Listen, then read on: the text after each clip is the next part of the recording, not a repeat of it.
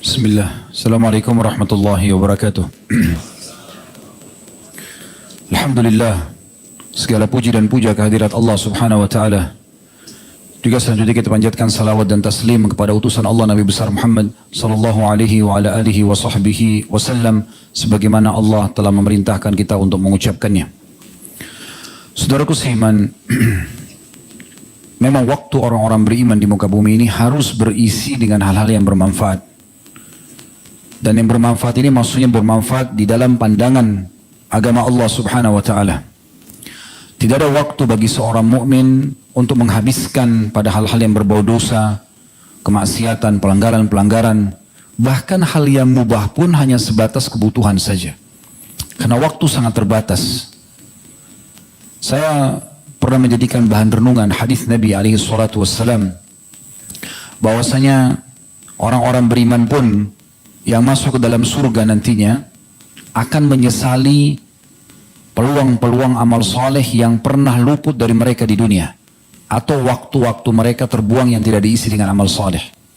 Orang sudah masuk ke dalam surga, tetapi pada saat itu dia punya wacana dan gambaran, seandainya dulu dia ngisi dengan puasa-puasa sunnah, dengan rutin zikirnya, dengan doanya yang tidak pernah terputus, dengan terus berbakti sama orang tua, punya waktu dilowongin untuk ziarah kubur, jenguk orang sakit, maka semua itu akan membuat dia sangat gembira.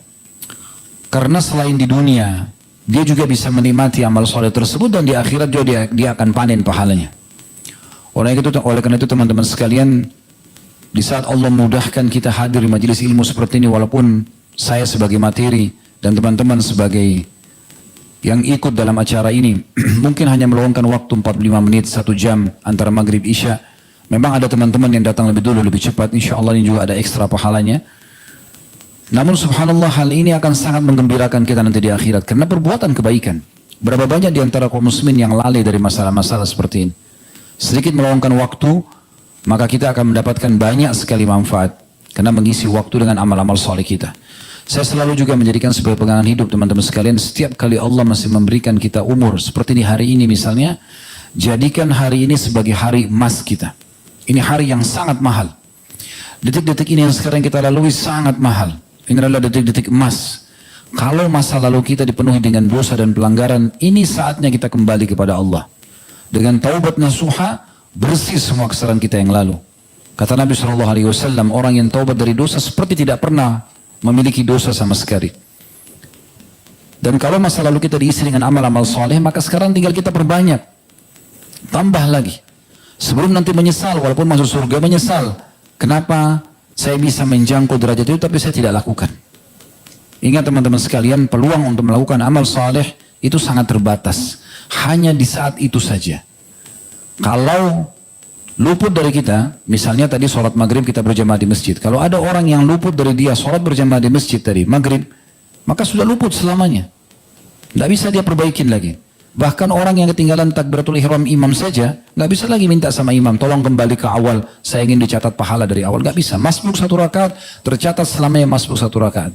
Nggak bisa diperbaiki. Tapi kan besok Ustaz masih ada maghrib, itu besok. Catatan amalnya berbeda. Setiap hari ada lembaran buku amal kita. Kesempatan amal soleh tidak terulang, maka jangan disia-siakan. Kalau dosa masih bisa kita taubat, tapi amal soleh ini luar biasa. Sekali luput, luput selamanya. Oleh karena itu peluang majelis ilmu, ibadah, sholat, puasa, zikir, berdoa, apa saja. Selamatkan diri antum segera. Perbanyak amal soleh. Dan tutup kekurangan-kekurangan kita yang lalu dengan sekarang. Ke depan, selama Allah kasih umur, segera isi. Jangan terus dalam kelalaian. Ya. Ini sedikit pembukaan dalam pengajian kita, tentu belum masuk dalam tema ya. Tapi ini sedikit saya terlintas di benak saya untuk mengingatkan diri saya dan teman-teman sekalian agar kita betul-betul merasa senang kalau Allah subhanahu wa ta'ala meluangkan waktu kita seperti ini bisa hadir dalam majelis ilmu atau amal soleh apa saja. Abu Darda radhiyallahu anhu mengatakan, kalau bukan karena 3 hal aku tidak ingin hidup di dunia selamanya. Lalu disebutkanlah salah satunya adalah duduk bersama dengan orang-orang soleh, duduk di majelis ilmu, duduk di masjid. Itu memang sebuah karunia yang besar sekali. Baik teman-teman sekalian, seperti biasa di hari Rabu malam kita akan membahas lanjutan bahasan dosa-dosa besar. Semoga Allah selamatkan kita dari semuanya, tidak terkecuali insya Allah. Semoga sisa umur ini semua berisi dengan ketaatan, keimanan, dan jauh dari segala macam kemaksiatan serta dimudahkan bertobat kalaupun masih ada dosa yang tersisa. Allahumma amin. Bab kita malam ini adalah bab man a'ana ala khusumatin fi batil. Barang siapa, atau bab tentang orang yang menolong pertengkaran dalam kebatilan atau tolong menolong dalam kebatilan. Seorang muslim harusnya memaksimalkan waktunya, tadi saya bilang, dengan amal saleh. Dan dalam Islam kita masih punya peluang teman-teman sekalian untuk menambah pahala yang kita dapatkan hanya dengan mengajak orang lain. Jadi antum hadir majelis ilmu seperti ini jangan datang sendirian. Ajak teman-teman, share di grup. Bukan cuma pengajian kita, pengajian siapa saja yang kira-kira antum merasa orangnya kompeten di bidangnya, bisa menambah keimanan, benar dalilnya, datangi. Ajak orang lain, sebarluaskan beritanya.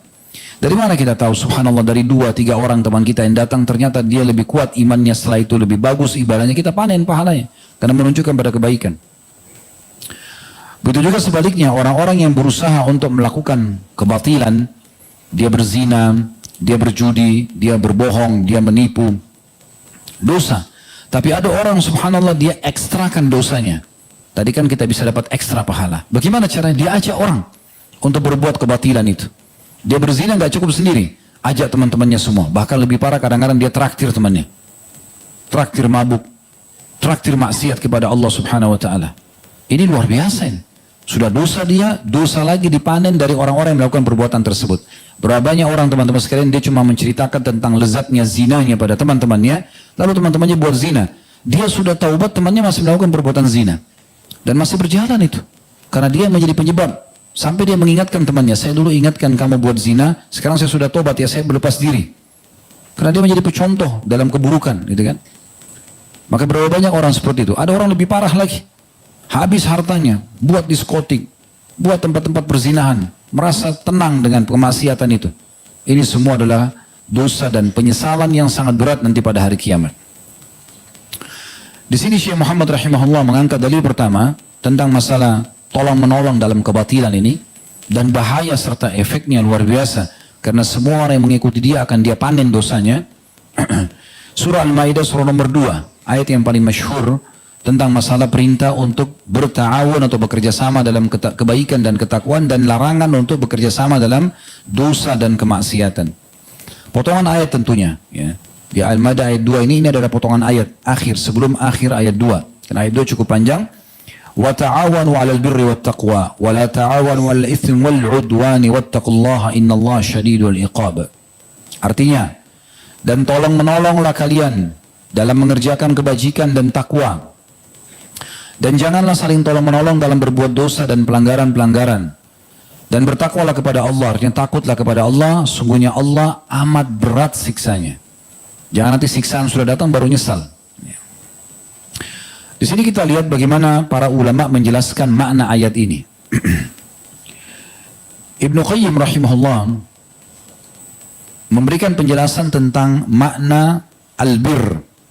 Wa ta'awanu 'alal birri wat taqwa. Saling tolong menolonglah dalam albir, kebajikan. Beliau mengatakan albir adalah satu kata bagi seluruh jenis kebajikan dan kesempurnaan yang dituntut dari seorang hamba. Satu kebajikan dan menyempurnakan kebajikan tersebut dari seorang hamba, itu namanya kebajikan. Dan lawannya adalah dosa, pelanggaran. Dan dosa adalah satu ungkapan yang mencakup segala bentuk kejelekan dan pelanggaran-pelanggaran agama yang menjadikan hamba tersebut sangat dicela apabila melakukannya. Jadi beliau memberikan definisi tentang makna albir, karena Allah mengatakan wa ta'awanu 'alal bir, saling mendukunglah dalam kebajikan. Apa kebajikan itu? Semua ini satu kata yang mencakup semua apa yang telah diperintahkan oleh Allah subhanahu wa ta'ala dari kebajikan-kebajikan. Dan ini tergabungkan dalam firman Allah subhanahu wa ta'ala. Teman-teman bisa lihat surah Al-Baqarah ayat 177. Di situ Allah jelaskan makna albir. Kebajikan itu seperti apa? Al-Baqarah 177. Saya bacakan dulu. A'udzubillahi minasyaitonirrajim. Laisal birra an tuwallu wujuhakum qibala al-masyriqi wal maghrib walakinnal birra man amana billahi wal yawmil akhir wal malaikati wal kitabi wan nabiyyin wa atal mala ala hubbihi dzawil qurba wal yatama wal masakin wa ibnas sabili والسائلين وفي الرقاب وأقام الصلاة وآتى الزكاة والموفون بأهدهم إذا آهدوا والصابرين في البأساء والضراء وحين البأس أولئك الذين صدقوا وأولئك هم المتقون.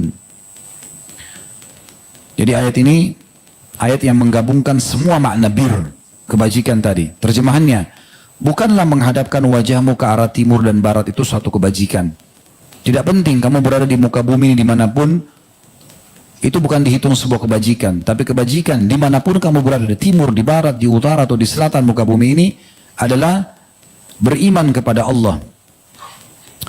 Hari kemudian, malaikat-malaikat, kitab-kitab, nabi-nabi, dan kesempurnaan iman itu semua diikuti dengan memberikan harta yang dicintai kepada kerabat, harta yang disukai, makanan yang disukai, pakaian yang disukai, ya, kendaraan yang disukai, diberikan kepada kerabat, anak-anak yatim, orang-orang miskin, para musafir yang memerlukan pertolongan, dan orang-orang yang meminta-minta atau mengemis. Juga memerdekakan hamba sahaya. Lalu penyempurnanya juga adalah dengan mendirikan sholat, menunaikan zakat, dan orang-orang yang suka menepati janji apabila ia berjanji. Dan orang-orang yang sabar dalam kesempitan, penderitaan, dan dalam peperangan. Mereka itulah orang-orang yang benar keimanannya, dan mereka itulah orang-orang yang bertakwa. Jadi dari ayat ini kita ambil sebuah kesimpulan bahwasanya kebajikan itu, albir itu masuk dalam semua perbuatan yang Allah subhanahu wa ta'ala perintahkan. Baik wajib ataupun sunnah, dimaknakan dengan bir. Lalu Allah mengatakan, wattaqwa, wa ta'awanu alal birri wattaqwa.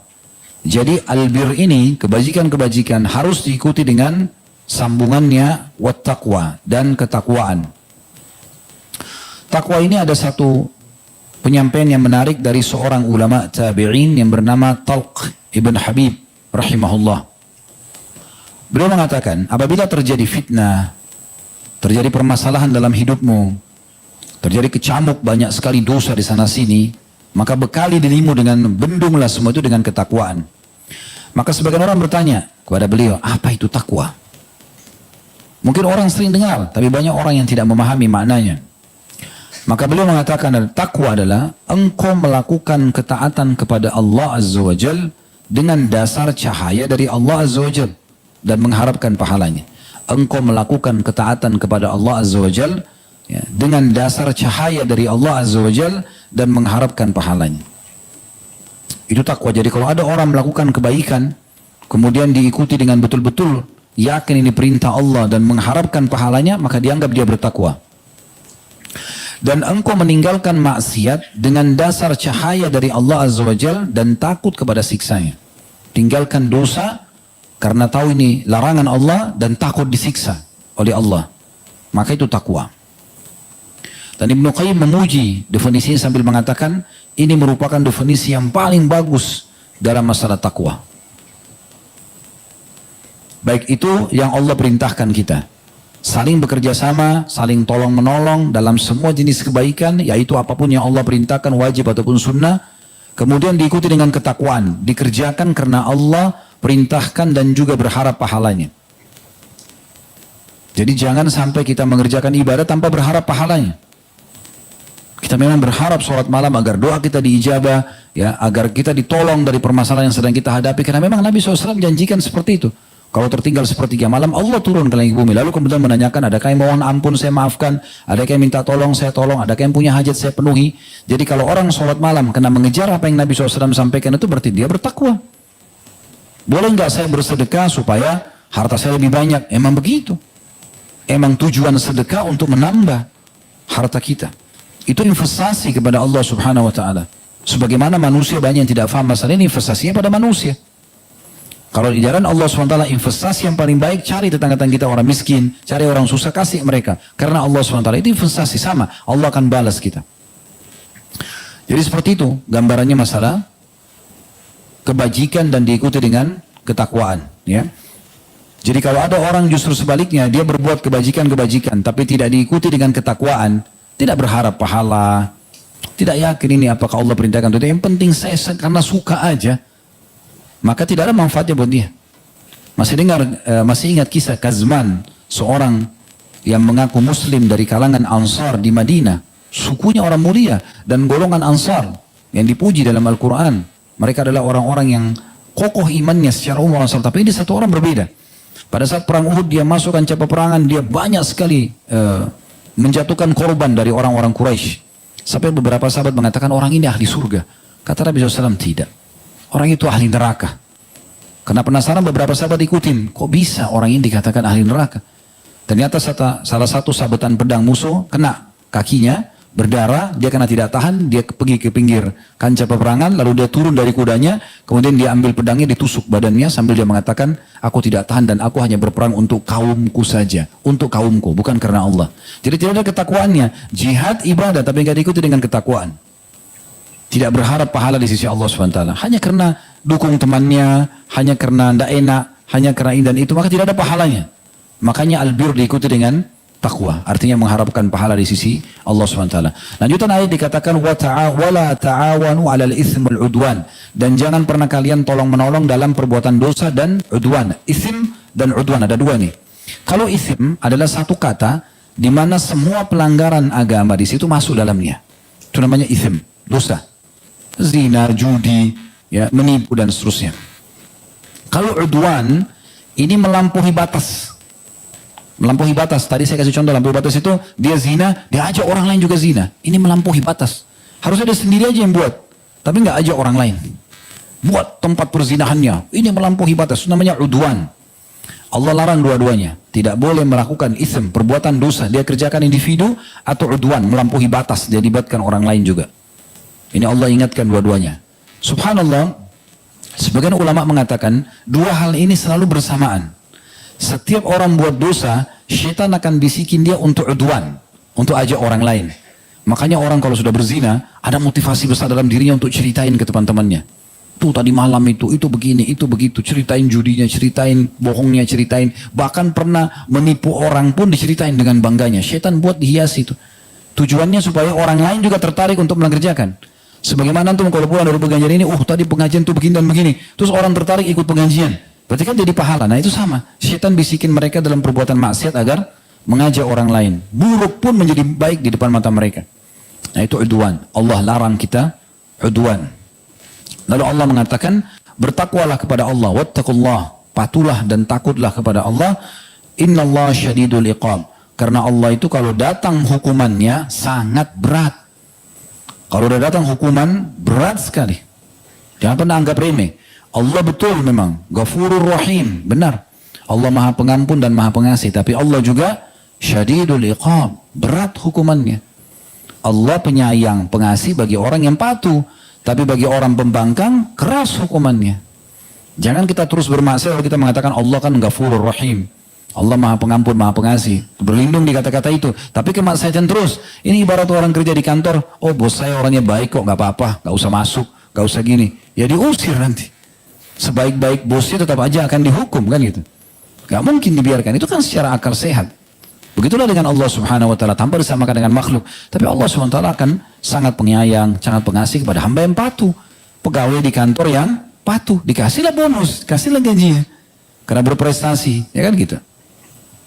Jadi harus hati-hati kita ya meletakkan semua ini pada tempatnya ya. Jangan sampai malah kita salah meletakkan. Dengan maksiat kita mengatakan Allah maha pengasih dan maha penyayang. Tapi lupa kalau Allah sangat keras siksaannya. Dalil kedua diangkat oleh beliau dalam masalah ini adalah surah An-Nisa ayat 85. Yang bunyinya may yashfa' syafa'atan hasanatan yakun lahu nasibun minha. وَمَنْ يَشْفَعْ شَفَاعَةً سَيِّئَةً يَكُنْ لَهُ كِفْلٌ مِنْهَا وَكَانَ اللَّهُ عَلَى كُلِّ شَيْءٍ مُكِيتًا. Barang siapa yang memberikan syafaat yang baik, niscaya ia akan memperoleh bahagian pahala daripadanya. Dan barang siapa yang memberi syafaat yang buruk, niscaya ia akan memikul bahagian dosa darinya. Allah Maha Kuasa atas segala sesuatu. Makna ayat ini, syafaat artinya pertolongan, dukungan. Siapa yang memberikan penjelasan, nasihat, dukungan, petunjuk, panduan, apalah istilahnya, kepada kebaikan. Ada orang tanya alamat satu masjid, kita tunjukin. Ada orang nanya tentang sebuah hukum, kita jelasin misalnya, atau kita arahkan, ya, apa saja kita tunjukkan pada kebaikan, maka kita akan dapat pahala orang itu. Mungkin ada seseorang mau pergi ke satu pengajian, dia belum tahu alamatnya. Antum luangin waktu, walaupun cuma 1-2 menit jelasin ke dia. Siapa yang tahu? Mungkin pengajian tersebut jalan 10 tahun di tempat itu. Lalu kemudian selama 10 tahun orang itu hadir. Bahkan mungkin bisa saja dia menjadi seorang ulama kelak di satu waktu. Dari mana kita tahu? Tidak pernah kita tahu. Tunjukkan kebaikan pada orang. Allah pastikan dalam ayat ini siapa yang memberikan syafaat yang baik, petunjuk, panduan, nasihat, ya, yang baik, maka ia akan memperoleh bagian pahala daripadanya. 2 pahala di sini. Pahala perbuatan nasihat baiknya, petunjuk baiknya, plus lagi pahala ekstra kalau orang itu mengikuti dan mengerjakan kebaikan yang sudah dia pandu. Jadi ini saya bilang tadi teman-teman sekalian, hadir pengajian begini, sebarluaskan, ajak semaksimal. Kalau perlu antum di sini saatnya antum bersaing. Bersaing memenuhkan masjid, saya yang ngajak orang ini. Antara antum sama Allah, bukan antum pamer sama orang, tidak boleh riak. Tapi, oh masjid Blok M masih banyak kosong, masih ada tempat. Kayak saya ajak teman-teman saya. Minggu lalu saya cuma ajak 2, minggu depan saya akan ajak 10, ajak 20, ajak 30. Ada saya tahu beberapa orang ikhwah Masya Allah sampai dikasih transport ke teman-temannya, dibayarin untuk supaya datang. Dia berkorban panggilan dia dengan hartanya sekalian. Itu luar biasa. Ya. Jadi ini pahala yang besar. Orang duduk 1 jam begini mendengarkan ceramah, malaikat turun membawa rahmat. Ya. Kita dibangga-banggakan di depan Allah, di depan para malaikat oleh Allah Subhanahu Wa Taala karena kita sedang menyebut nama Allah, mempelajari ayat-ayat Allah, mempelajari hadits Nabi SAW. Kesempatan emas ini, aja. Bukan cuma di sini, pengajian mana saja. Ada kesempatan hari Sabtu, hari Ahad, ajak teman-teman. Ya, ada Masya Allah yang menyiapkan kendaraannya untuk mengajak teman-temannya. Banyak, jadi bukan cuma minimal share. Ini nggak ada modalnya, kecuali cuma modal paket saja. Ya. Ambil flyernya, share di grup. Masalah orang dengar, nggak dengar itu urusan, bukan urusan kita, hidayah di tangan Allah. Ya. Nggak usah peduli dengan masalah itu, tapi kita kan tidak pernah tahu. Bahkan kadang-kadang kalau kita share, mungkin bagi kita orang itu sudah tahu. Nggak ada masalah. Mungkin mengingatkan dia. Saya pernah share sebuah hadis ke beberapa teman-teman asatidah. Subhanallah, ada satu ustaz, seminggu kemudian dia bilang sama saya, ketemu dia bilang, Ustaz jazakallah khair, minggu lalu kirimkan saya hadis. Hadis itu umum. Siapa yang akhir kalimatnya la ilaha illallah masuk surga. Saya lihat hadis umum, orang semua tahu, tapi saya share aja. Subhanallah, dia bilang, waktu masuk WA antum itu, saya kebetulan buka WA itu dan abah ana lagi sakarat. Nggak terfikir untuk talqin la ilaha illallah. Padahal seorang ustaz. Dia bilang saya, akhirnya lihat hadis itu lalu saya sebutkan la ilaha illallah. Pandu dia sampai akhirnya selesai dia meninggal dunia. Dia bilang jazakallah khair. Ini ustaz, dia lupa itu. Dalam kondisi seperti itu mungkin genting, orang lupa. Tapi Allah ingin libatkan kita pahala hanya dengan share. Subhanallah, akhir kalimatnya diucapkan la ilaha illallah ayahnya. Itu kan. Jangan pernah anggap remeh. Makanya kata Nabi SAW, la tahkiranna minal ma'rufi syai'a, jangan pelit-pelit dengan satu kebaikan. Walau antalqa akhaka bi wajhin talq, walaupun kau bertemu dengan saudaramu hanya dengan wajah berseri-seri, kalau tidak bisa buat apa-apa senyum aja. Ya. Kemudian selanjutnya, dan siapa yang memberi syafaat yang buruk, mendukung dalam keburukan, maka dia pasti akan mendapatkan dosa. Dia dosa juga orang-orang yang dia ajak. Berapa banyak orang yang selalu mentraktir teman-temannya mabuk-mabukan, narkotika, segala macam lah, kemaksiatan. Ada seseorang jemaah datang kepada saya di pengajian, setelah selesai pengajian di tempat beliau, kasih uang, kasih makanan, segala macam. Itu tidak ada target itu dalam pengajian, tapi dia kasih. Saya lihat kok banyak benar tuh kasih, ada apa kasih uang segini banyak? Ini semua untuk biasa aja pengajian. Terus dia bilang, enggak Ustaz, dulu, dia bilang gitu nih, dulu waktu sebelum kenal kajian ini, saya kadang-kadang kalau entertain orang berlipat-lipat ganda, satu malam untuk maksiat, mabuk, untuk zina, untuk ini, habis. Kenapa sekarang pengajian saya nggak keluarkan? Jazakallah khair, silakan. Kalau perlu aja orang sebanyak mungkin, bagikan makanan buat jemaah yang datang, dan seterusnya. Itu bagus dalam kebaikan. Kenapa tidak gitu? Nah ini masuk dalam makna daripada ayat ini. Kemudian beliau mengangkat hadis Nabi alaihi salatu wassalam. Ini dalil yang ketiga. Hadis ini berbunyi tentunya, kata Nabi SAW dari hadis Ibnu Umar marfu radhiyallahu anhuma, man halat syafa'atuhu duna haddi min hududillah faqad daddallaha fi amr وَمَنْ خَاصَمَ فِي بَاطِلٍ وَهُوَ يَعْلَمُ أَنَّهُ بَاطِلٍ لَمْ يَزَلْ فِي سَخَطِ اللَّهِ حَتَّى يَنْزِعَ عَنْهُ وَمَنْ قَالَ فِي مُؤْمِنٍ مَا لَيْسَ فِيهِ حَبِسَ بِرَضْغَةِ الْخَبَالِ حَتَّى يَخْرُجَ مِنْ مَقَالِ.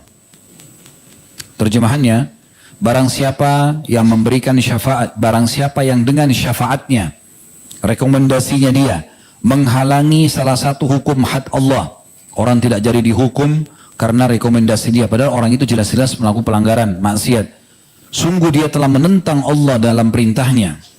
Itu peringatan pertama dalam hadis, nanti kita jelaskan insyaAllah. Peringatan kedua, barang siapa yang mendebat seseorang dalam kebatilan, padahal dia mengetahui bahwa hal itu kebatilan, maka dia terus-menerus berada dalam kemurkaan Allah sampai berhenti darinya. Ada orang jelas menyampaikan sesuatu yang benar, tapi dia sengaja bantah, dia bertengkar sama orang tersebut, padahal dia batil. Dia hanya ingin memberhentikan kebenaran tersebut, maka dia terus berada dalam kemurkaan Allah sampai dia berhenti. Peringatan kedua. Peringatan yang ketiga, barang siapa yang mengatakan pada seorang mukmin perkara yang tidak ada padanya, fitnah, dia akan ditahan di lumpur yang bercampur dengan perasan kotoran penduduk neraka sampai dia keluar dari yang dia katakan dengan bertaubat dan minta penghalalan dari orang yang dibicarakan. Jadi 3 peringatan dalam hadis ini. Lalu kemudian berangkat yang keempat, masih bersambung dalilnya, kita jelaskan sekaligus insyaAllah. Dalam satu riwayat, man a'ana ala khusumati bidhulmin faqad ba'a bighadab min Allah azza wa jalla. Faqad ba'a bighadabin min Allah azza wa jalla. Rawahu Abu Dawud bisanadin sahih. Dan barang siapa yang membantu permusuhan dengan sebuah kezaliman, maka dia telah mendapat kemurkaan dari Allah subhanahu wa ta'ala, atau Allah azza wa jalla. Baik, hadis ini terdiri dari 3 buah peringatan tegas dari Nabi SAW. Yang pertama, tentang orang yang sengaja membela orang lain yang harusnya kena hadnya Allah. Had dan jamak mufrad daripada hudud. Jadi pelanggaran-pelanggaran agama yang harus kena hukuman fisik. Kayak pezina dicambuk, ya, pencuri dipotong tangannya. Nah itu tidak boleh ditolong.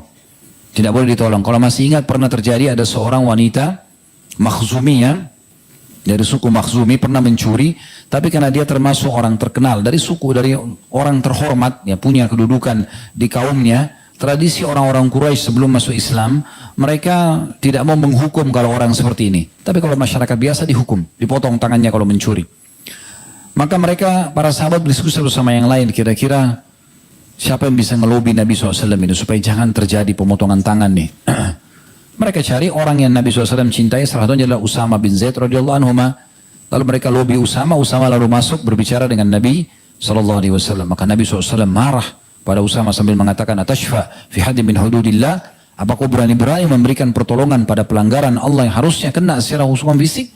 Maka Nabi SAW pun naik di atas mimbar, kemudian beliau ceramah, dan salah satu potongan ceramahnya beliau mengatakan, kalau seandainya Fatimah binti Muhammad mencuri, maka saya akan potong tangannya. Tidak usah bicara orang lain, anak saya sendiri, anak raja dan anak Nabi, kalau mencuri, dan Fatimah radhiyallahu anha tidak mungkin mencuri, tapi beliau mengatakan, kalau mencuri saya akan potong tangannya. Tidak ada toleransi dalam masalah ini. Jadi tidak boleh menolong dalam masalah ini. Kalau dalam Islam ada orang kepergok, mencuri, kepergok, berzina, kepergok, ketangkap nih, udah kena hukum berarti, hukuman Allah kena pada dia, lalu dipenjara, nunggu beberapa hari dia taubat nasuha. Apakah hukuman itu lepas dari dia? Jawabannya tidak. Taubatnya diterima sama Allah, tapi hukuman itu tidak bisa lepas karena dia kepergok.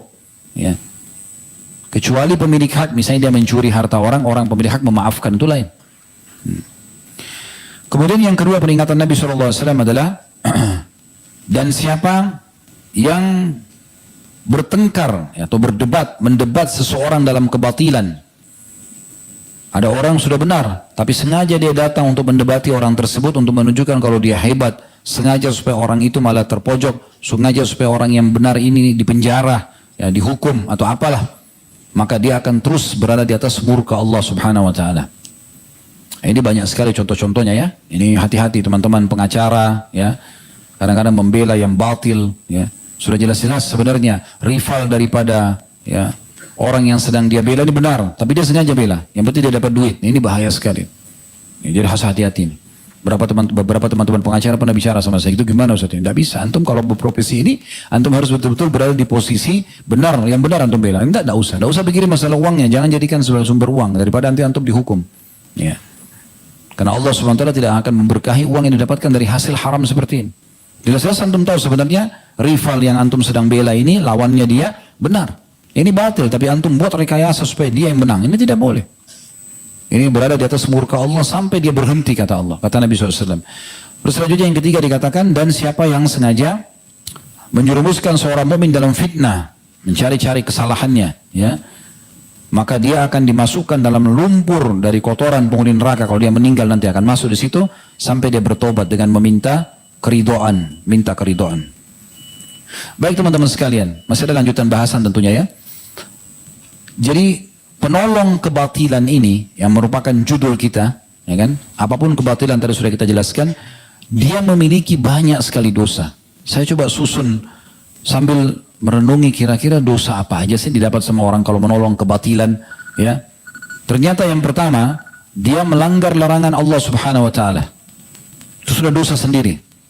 Allah kan dan Rasulnya melarang kita menolong keburukan, maka sudah dosa sendiri. Yang kedua, ini yang luar biasa, mendukung kezaliman. Orang yang dia dukung, kalau ini salah, berarti dia buat kezaliman. Ada banyak dalil tentang masalah larangan untuk mendukung kezaliman, ya.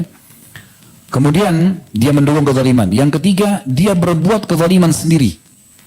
Jadi dia dukung orang yang sedang dia bantu untuk buat zalim, dia pun juga terjerumus dalam dosa kezaliman. Ini dosa sendiri ya.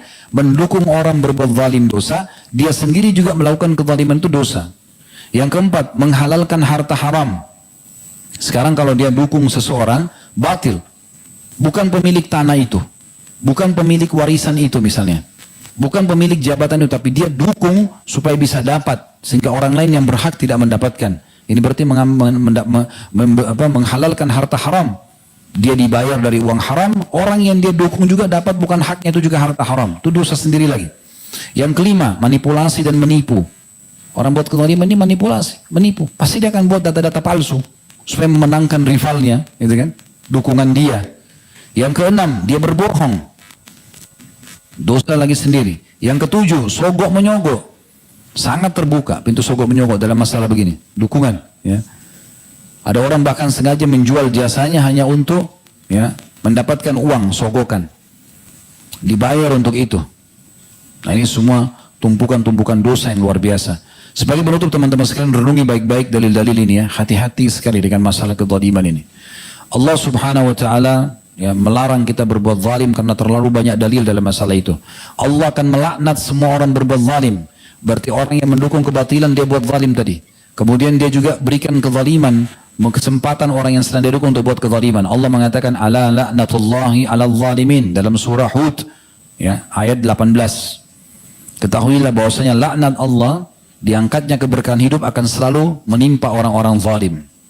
Berarti yang mendukung kebatilan akan dapat ini. Kemudian juga dalam surah Hud wa kadzalika ayat 102 wa kadzalika akhdhu rabbika idza akhadha al-qura wa hiya zalimah inna akhdahu alimun syadid. Begitulah azab Tuhanmu sangat pedih apabila dia mengazab penduduk negeri-negeri yang berbuat zalim. Ketahuilah sesungguhnya azabnya Allah kalau datang kepada orang-orang zalim sangat pedih lagi keras. Surah Hud 2 ayat tadi itu ya. Jadi yang pertama tadi kena laknat ayat 18, yang diancam dengan hukuman siksaan yang berat 102. Kemudian dalam surah Saba ayat 40 Allah SWT juga berfirman, yaqulul ladzina zalamu dzuqu naqulu lil ladzina zalamu dzuqu adzaban nari allati kuntum biha tukadzibun. Kami akan katakan nanti pada hari kiamat pada orang-orang zalim, rasakanlah panasnya api neraka ini ya karena dahulu kamu dusta atau kamu dustakan itu. Luar biasa itu. Kemudian juga dipastikan dalam surah Al-An'am ayat 21, orang-orang zalim tidak akan menang. Kalau dia menang sekarang di atas kertas, maka dia akan pasti terkalahkan satu waktu. Sebagaimana Allah mengatakan innahu la yuflihul zalimun. Orang-orang zalim tidak akan pernah mendapatkan keberuntungan.